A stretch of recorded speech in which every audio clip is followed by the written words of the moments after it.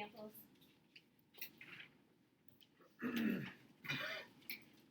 So when you have an algebraic expression, how do you know something is a like term? So why are terms considered like terms? Chris? Well, they have like the same variables or the same terms, same symbols. So they have to have the same variables. What else do they have to have the same? Index. That would go with the radical part. Jack? Same exponent. Yeah.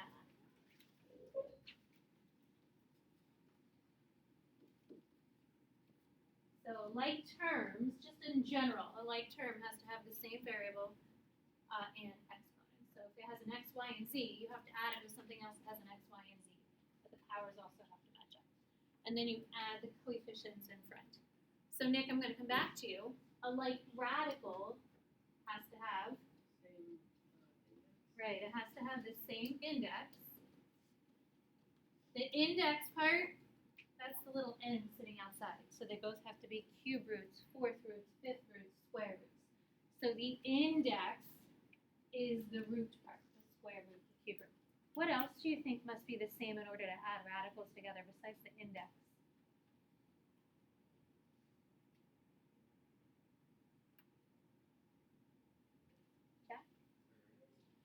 Yeah, the variable inside. Does anybody remember what we called that piece inside yesterday? Yeah.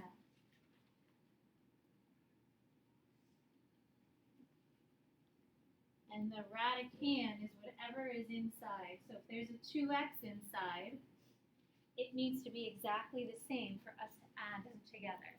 So pretty much the radical underneath, whatever's underneath, has to be the same, and the index has to be the same in order for us to combine them together. So it's very similar to a like term. Any variables must be the same, any exponents must be the same, but it's in radical form. So as I said, I have a bunch of examples. We're not going to work through all of them. We'll do a couple so that you kind of get the idea. If you look at letter A, let's fill out this little thing here. Radical expressions can be added or subtracted when they contain like radicals. So instead of saying like terms, we're going to say like radicals. Hi! Merry Christmas. Thanks, you too. Thank you. I love the hats and the costumes today. Santa's along with you guys. Santa. Oh, look at you, Mr. Casey. You're on too. Right. Well, thank you. Ooh, I get a treat too? Oh, thanks. All right, happy holidays. Have fun delivering.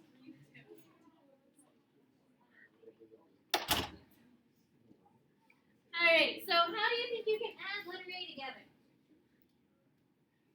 Nick, Josh, sorry. It just becomes 5 square roots of 2. So it's treated just like an x. If this was 3x plus 2x, you add the 3 and the 2 and you get 5x.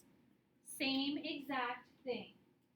So the radical part just travels along. It doesn't change. You don't add the numbers underneath. That's the like term part. You add the coefficients in front. So Sadie letter B says 5 cube root of 3 minus the cube root of 3. So that would just be 4. Right. So there's a little 1 sitting in front. Subtract the coefficients. Take the like term part, the radical part, and you're just kind of carrying that along for the ride. So letter C, we have 4 square roots of 2 minus the square root of 18. They're not the same. Peter, what do you think you have to do there? To make square root of 18, 3 square root of 2. Yeah, so you have to simplify it if it can be simplified. So 4 square root of 2 is already there. He said the square root of 18 becomes 3 square roots of 2.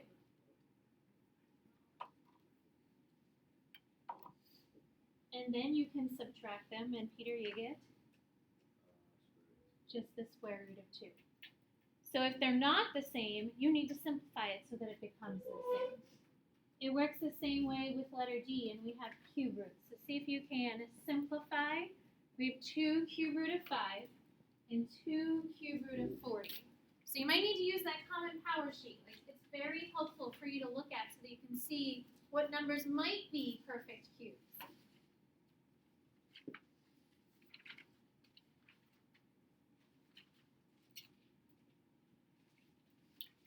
So 2 cube root of 5 cannot change. JT, what goes into the cube root of 40? How's that break down?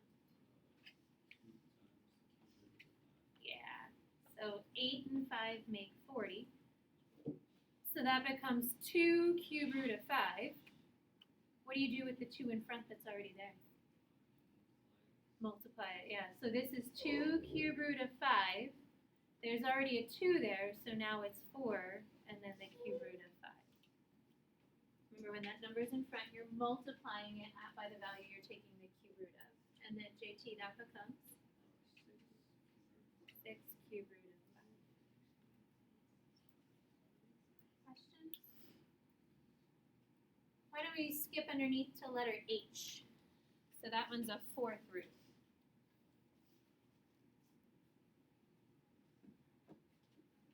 So simplify the root part, the radical part. So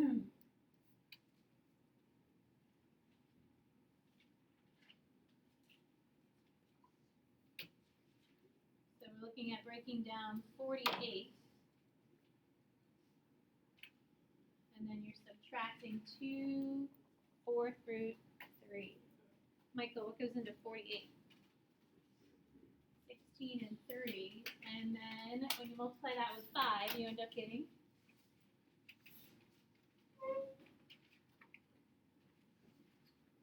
10. And then Michael, when you subtract, your answer is 8. There you go. Questions? So simplify the radical. The 4th root of 16 is 2. 2 times 5 is how we get the 10 in front. And then you're subtracting the coefficient. So we're going to do 2 or 3 on the back. The only difference is I threw some variables in there. Maybe we'll just do A, B, and C. So we have to have the same index, and you have to have the same radicand. So once the variables are in there, the variables have to be the same as well. So we have 2 square root of 5x and 7 square root of 5x.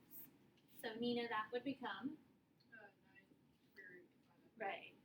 Again, you don't do anything with the root part.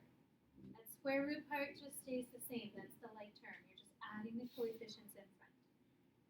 So letter B is kind of like last night, but we're also subtracting the answer then. So we have the square root of 12x cubed, and then you're subtracting x and the square root of 27x. So think of it like piece by piece. Think of the square root of 12, the square root of x cubed, and then on the other side we have the square root of 27 and just an x.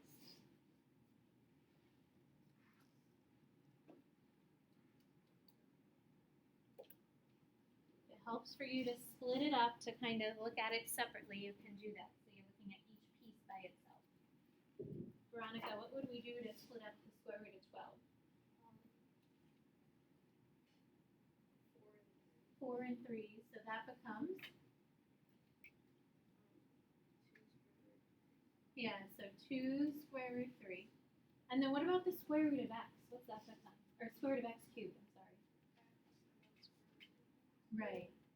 So the square root, 2 goes into 3 one time. So I have an x outside for my 1x. And then there's an x left over underneath. So the square root of 12x cubed is 2x and then the square root of 3x. Looking at the next one, Veronica, the square root of 27, how can we write that down?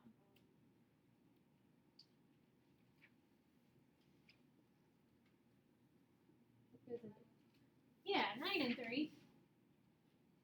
So the square root of 9 becomes 3. There's already an x sitting in there, so we still have that x. It's already sitting there. Can you take the square root of x and simplify it any further? Nope. So then underneath my square root, we have a 3 that's still under the square root, and we have this x that's still under the square root. So again, the square root of 27 is the square root of 9, square root of 3. There's an x already sitting outside, so that's how I get that 3x, because the square root of 9 is 3 with the x that's already sitting there. And then underneath, we still have a square root of 3 and a square root of x that you can just place together. So, Veronica, when you subtract them, you end up with, you're so close. If you have a 2x minus a 3x, it's going to be a negative x left over. So we have a negative x and then the square root of 3x. Question. So we'll do letter C yet, and then we'll be done. So try and simplify letter C.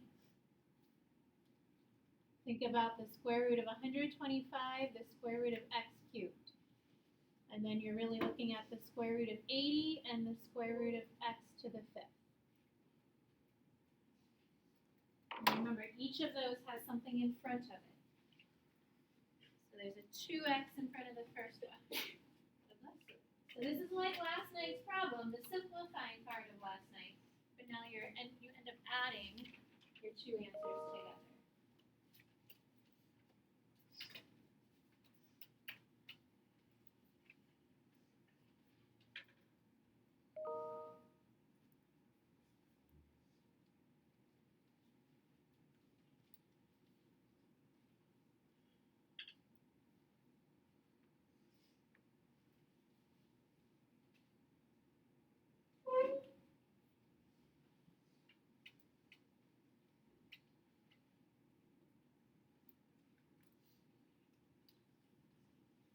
Dimitri, what goes into 125? 25 and 5. So that becomes then, 5x. and with the 2x here, so this Would is be 10x squared and x squared root of 5x. perfect. So it becomes a 5 with the 2x makes it a 10x. The cube, the square root of x cubed, you're bringing out another x to make it an x squared, and then you have the square root of 5x inside. And then, Peter, how about 80, the square root of 80? What number is going to 80? 16 and 5. So with the 7 in front, Peter, that becomes? 28x squared. And then the square root of 5x. Pretty much those like terms, you need to have the same radical. So again, the square root of 80 is 16. The square root of 80 is the square root of 16 and the square root of 5. 4 times 7 is 28. And then the square root of x to the 5th, that goes in twice with 1 left over. That's why you still have 1 underneath. So Peter, when you add those together, you get 38x squared.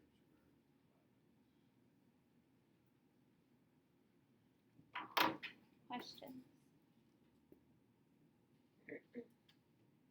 So I have a worksheet that is adding and subtracting.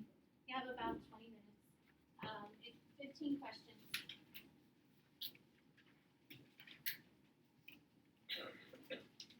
Answers are on Google Classroom. Please check those solutions.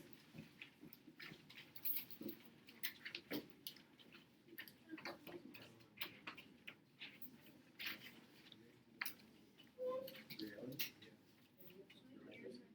Ooh. Yeah. You gonna work on your tricks later? If you want to work with somebody, you can. Again, please check your answers. I'm expecting you to come, Jack, I'm expecting you to come back with a new portrait. Okay, it's Friday, right? Yeah, I'm just playing, you don't have to. Huh?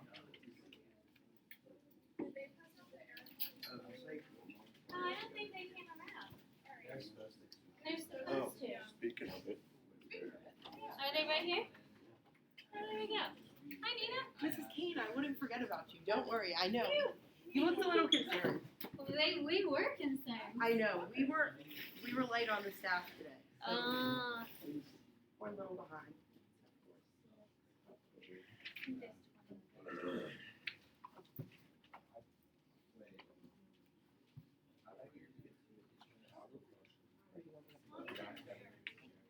Merry Christmas. Merry Christmas. Michael had two and gave me one. Oh, yeah. I think you were in the You can break it up and then because it's You just like plug it next. So that's fine. Yeah. Oh, so like her father, you take out the two, so just be y is equal to 4. You want an arrowhead? Please grab one since Nina brought them.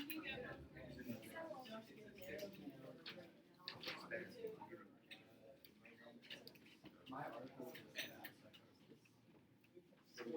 everyone on my dad's side. Yes. There you go. Each seven.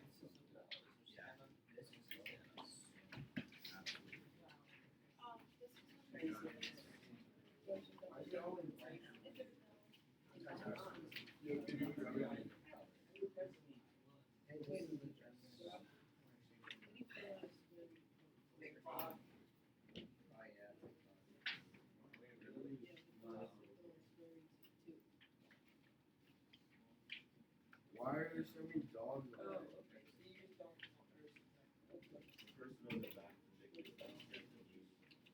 To who? Memphis? Wait, no, that's Oh, that kid? Who's that?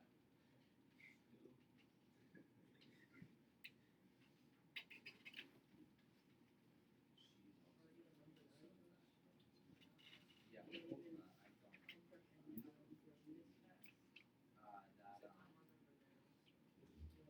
That Shane kid. Yeah,